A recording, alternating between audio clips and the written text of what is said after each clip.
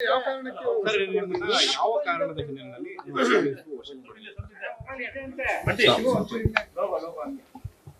ಮೈಸೂರು ನಗರಾಭಿವೃದ್ಧಿ ಪ್ರಾಧಿಕಾರದ ಹಿಂದಿನ ಆಯುಕ್ತರಾದ ಡಿ.ವಿ. ನಟೇಶ್ ಅವರು ನನ್ನ ವಿರುದ್ಧ ಒಂದು ಸುಳ್ಳು ದೂರನ್ನು ಕೊಟ್ಟಿದ್ದರು. ಅಂದರೆ ನಾನು ಆಡಿಯೋವನ್ನು ಸುಳ್ಳು ಸೃಷ್ಟಿ ಮಾಡಿ ನನ್ನ ಫೇಸ್ಬುಕ್ ಖಾತೆಯಲ್ಲಿ ಹಾಕಿದ್ದೀನಿ. ಮತ್ತು ಶ್ರೀಮತಿ ಶಾಲಿನಿ ರಜನೀಶ್ ಏನು ಕರ್ನಾಟಕ ಸರ್ಕಾರದ ಮುಖ್ಯ ಕಾರ್ಯದರ್ಶಿ ಇದ್ದಾರೆ, ಅವ್ರ ವಿರುದ್ಧ ಸುಳ್ಳು ಆರೋಪ ಮಾಡಿದ್ದೀನಿ ಅಂತೇಳಿ ದೂರು ಕೊಟ್ಟಿದ್ದರು. ಆ ಒಂದು ದೂರಿಗೆ ಸಂಬಂಧಪಟ್ಟಂತೆ ಈ ಸೈಬರ್ ಕ್ರೈಮ್ ಠಾಣೆಯಲ್ಲಿ ಒಂದು ಪ್ರಕರಣ ದಾಖಲಾಗಿತ್ತು. ಆ ಪ್ರಕರಣಕ್ಕೆ ಸಂಬಂಧಪಟ್ಟಂತೆ ವಿಚಾರಣೆಗಾಗಿ ನನ್ನನ್ನು ನಿನ್ನೆ ಕರ್ಕೊಂಡ್ಬಂದಿದ್ರು, ಹೊರತು ಯಾವುದೇ ರೀತಿ ದಸ್ತಗಿರಿ ಮಾಡಿರಲಿಲ್ಲ. ಸೊ ಸಂಪೂರ್ಣವಾಗಿ ವಿಚಾರಣೆ ಮಾಡಿದಾಗ ಮತ್ತು ಆ ಒಂದು ದಾಖಲಾತಿಗಳನ್ನು ನನ್ನ ಅದಕ್ಕೆ ಮೊಬೈಲ್ ಇತ್ತೆಲ್ಲ ಪರಿಶೀಲನೆ ಮಾಡಿದಾಗ ಸೊ ನಾನು ಯಾವುದೇ ದಾಖಲೆಗಳನ್ನ ಅಥವಾ ಆಡಿಯೋವನ್ನು ಸೃಷ್ಟಿ ಮಾಡಿಲ್ಲ. ಸೊ ನನಗೆ ವಾಟ್ಸಪ್ ಮುಖಾಂತರ ಬಂದಿದೆ ಅನ್ನೋದೆಲ್ಲ ವಿಚಾರ ಗೊತ್ತಾಯಿತು.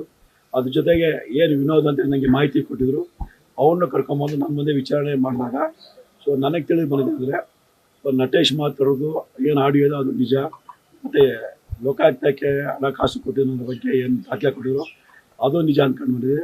ಆದರೆ ಒಂದೇ ಒಂದು ವಿಚಾರ ಏನಂತಂದರೆ ಶಾಲಿನಿ ರಜನೀಶ್ ಬಗ್ಗೆ ಏನು ಮಾಹಿತಿ ಕೊಟ್ಟಿದ್ರು ಅದು ಸುಳ್ಳು ಅಂತ ಹೇಳ್ತಾರೆ. ಯಾಕಂದ್ರೆ ನನ್ನ ಹತ್ರ ಹೇಳಿದವರು ಶಾಲಿನಿ ರಜನೀಶ್ಗೆ ಅವ್ರ ಕಡೆಯವರಿಗೆ ಬಂದಿಸ್ಕೊಂಡು ಹೋಗಿರೋ ಅಂತೇಳಿ, ಅದು ಈಗೇನು ಹೇಳ್ತಾರೆ ಇಲ್ಲ ಅವರೆಲ್ಲ ಬೇರೆ ಆದ ಪ್ರಭಾವ ವ್ಯಕ್ತಿ ಅಂತ ಹೇಳ್ತಾರೆ.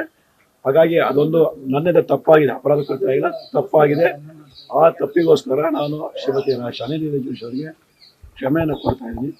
ಸೊ ಇದು ಮುಂದೆ ಈ ಒಂದು ತನಿಖೆ ಮುಂದುವರಿತೆ, ಸತ್ಯಾಸತ್ಯತೆ ಎಲ್ಲ ವಿನೋದ್ಗೆ ಸಂಬಂಧಪಟ್ಟಂತೆ ಏನಾಗಿರುತ್ತೆ ಸರ್? ವಿನೋದ್ಗೆ ಸಂಬಂಧಪಟ್ಟಂತೆ ಅವ್ರು ಹೇಳ್ತಾ ಇರುವಂತದ್ದು ನಟೇಶ್ ಮತ್ತು ವಿನೋದ್ ಗಲಾಟೆಗಳಿತ್ತು, ಆ ಗಲಾಟೆಗಳ ವಿಚಾರಕ್ಕೋಸ್ಕರ ನಿಮ್ಮನ್ನು ಮಿಸ್ಯೂಸ್ ಮಾಡ್ಕೊಂಡು ಅನ್ನೋದು ವಿಚಾರಗಳು ಬರ್ತಾ ಇದೆ ಸರ್. ಅದು ಆಡಿಯೋ ಮಾತಾಡೋ ನೋಡಿದಾಗ ಹೆಚ್ಚಿನ 1 ವರ್ಷದಿಂದ ಮಾತಾಡುವಂಥದ್ದು. ಆದರೆ ನಟೇಶ್ ಮತ್ತು ವಿನೋದ್ರ ಮಧ್ಯೆ ಹಣಕಾಸಿನ ವಿಚಾರದಲ್ಲಿ ಒಂದು ಮನಸ್ತಾಪ ಉಂಟಾಗಿತ್ತು. ಅಂದರೆ ವಿನೋದ್ ಅವರು ನಟೇಶ್ ಅವರಿಗೆ ದುಡ್ಡು ಕೊಡಬೇಕಾಯಿತು. ಆ ದುಡ್ಡನ್ನು ಕೊಡುವಂತೆ ನಟೇಶ್ ಅವರು ಒತ್ತಾಯ ಮಾಡ್ತಿದ್ರಿಂದ ನಟೇಶ್ ಅವರು ಹಣವನ್ನು ಕೇಳಬಾರ್ದು ಅನ್ನೋದು ಮಾಡಬೇಕು ಅನ್ನೋ ಉದ್ದೇಶದಿಂದ ನನ್ನನ್ನು ಪಡಿಸ್ಕೊಳ್ಳೋಂಥ ಪ್ರಯತ್ನ ಮಾಡಿದೆ. ಹಾಗಾಗಿ ಅದ್ರ ಬಗ್ಗೆ ಕ್ರಮ ತಗೊಳ್ಳೋದಕ್ಕೆ ನಾನು ಪೊಲೀಸರಿಗೆ ಹೇಳಿದ್ದೆ. ಸರ್, ವಿನೋದ್ ಕೊಟ್ಟ ಆಡಿಯೋ ನೀವು ಪರಿಶೀಲನೆ ಮಾಡದೆ ವೈರಲ್ ಮಾಡಿದ್ದೀವಿ? ಇಲ್ಲ ಸರ್, ಪರಿಶೀಲನೆ ಮಾಡಿದ್ದೀವಿ. ನಾನು ಅದನ್ನೇ ಹೇಳಿದಲ್ಲ, ಈಗ ಪೊಲೀಸರು ಪರಿಶೀಲನೆ ಮಾಡಿದ್ರೆ ಕೂಡ ಅದು ನಿಜ ಅಂತೇಳಿ ಕಂಡು ಬಂದಿದೆ. ಆಡಿಯೋ ನಿಜ ಅದು ಇಲ್ಲ ಅಂತಲ್ಲ.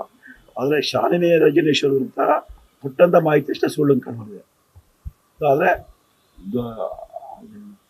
ಬಡ್ತಿಗೆ ದುಡ್ಡು ಕೊಟ್ಟರು ನಿಜ ಅಂತ ಕೂಡ ಮೇಲ್ನಡೆ ಕೇಳಿ ಬಂದಿದೆ. ಅದ್ರ ಬಗ್ಗೆ ಪೊಲೀಸರು ತನಿಖೆ ಮಾಡ್ತೀನಿ ಅಂತ ಹೇಳಿದರು.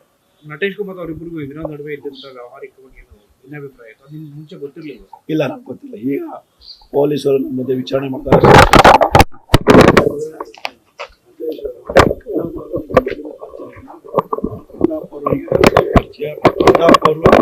ಅವರು 2 ಸಲ ಅವ್ರ ಅಂಗಡಿ ಕರ್ಕೊಂಡೋಗಿ ಅಷ್ಟು ಬಿಟ್ರೆ ವಿನೋದ್ಗೂ ನನಗೂ ಯಾವುದೇ ರೀತಿಯ ಸಂಪರ್ಕ ಆಗಲಿ ಮೊದಲಿಂದ ಪರಿಚಯ ಆಗಲಿ ಇರಲಿಲ್ಲ.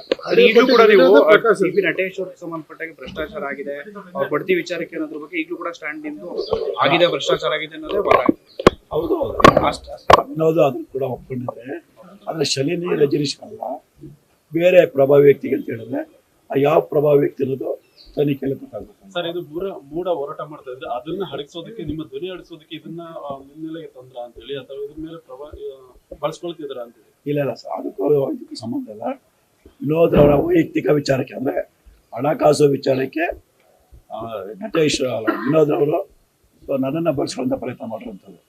ಅಂದರೆ ಏನು ಆಡಿಯೋ ಇದೆ, ಆಡಿಯೋ ನೈಜತೆಯನ್ನು ಮತ್ತು ದಾಖಲಾತಿ ನೈಜತೆ ಏನು ಕೊಟ್ಟಿದ್ರು ಅದನ್ನು ನಾನು ನಂಬಿಕೊಂಡು ಶಾಲಿನಿ ರಜನೀಶ್ ಬಗ್ಗೆ ಹೇಳಿದಂಥದ್ದು ಕೂಡ ನಿಜ ಅಂತೇಳಿ ನಾನು ನಂಬಿದೆ. ಅದು ತಪ್ಪಾಗಿದೆ ಅಷ್ಟೇ. ಈಗ ಬಂದಿರುವಂಥದ್ದು ಮೇಲೆ ಇರೋ ಆರೋಪ ಅಂದರೆ ಬೇಲಂಬಲ ಅಫೆನ್ಸ್ ಆಗಿರೋದು. ಬೇಲಂಬಲ ಅಫೆನ್ಸ್ಗೆ ಸಂಬಂಧಪಟ್ಟಂತೆ ನೋಟಿಸನ್ನು ಕೊಡಬೇಕಿತ್ತು, ನೋಟಿಸನ್ನು ಕೊಟ್ಟು ವಿಚಾರಣೆ ಬನ್ನಿ ಅಂತೇಳಿ ಹೇಳಲಾಗಿತ್ತು. ಅದರಲ್ಲಿ ಪೊಲೀಸರು ಒಂದಷ್ಟು ಲೋಪಗಳಿದ್ದಾವೆ. ಯಾಕೆಂದರೆ ನೀವು ಕೋರ್ಟ್ಗೆ ಹಾಜರಾದಂಥ ಸಂದರ್ಭದಲ್ಲಿ ತಕ್ಷಣ ನೋಟಿಸ್ ಕೊಟ್ಟು ನಿಮ್ಮನ್ನು ಡಿಟೇನ್ ಮಾಡೋಕ್ಕೆ ಕೆಲಸ ಆಯಿತು. ಸಾಕಷ್ಟು ನೆನೆ ವಿಚಾರಗಳು ಕೂಡ ಬೇರೆ ಬೇರೆ ರೀತಿಗಳಾಯಿತು.